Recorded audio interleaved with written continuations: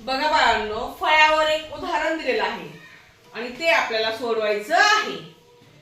काय विचारले बघा, क्रमाने येणाऱ्या 5 अंकांची बेरीज 40 आहे, तर त्यातील मध्यभागी येणारी आणि सर्वात मोठी संख्या कोणती?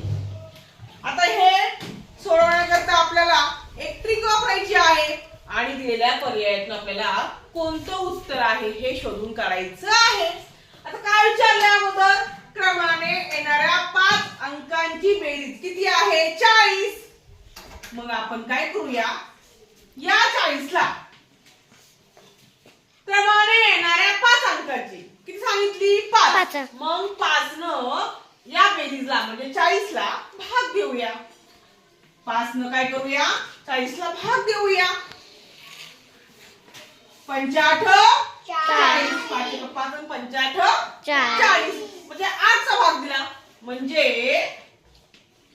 किती भाग आला?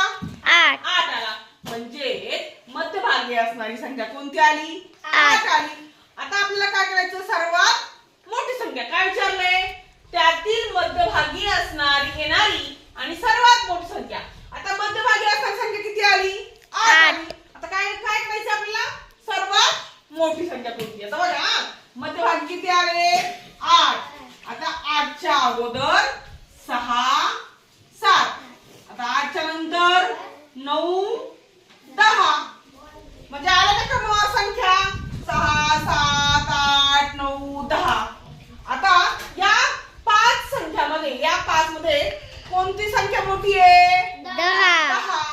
म्हणजे मध्यभागी असणारी संख्या 8 आली आणि सर्वात मोठी संख्या कोणती आली? 10. मग 8 आणि 10 पर्यायामध्ये आहेत का? पर्याय क्रमांक 2. म्हणजे मध्यभागी असणारी संख्या 8 आली आणि सर्वात मोठी संख्या 10 आली. काय तुम्हाला?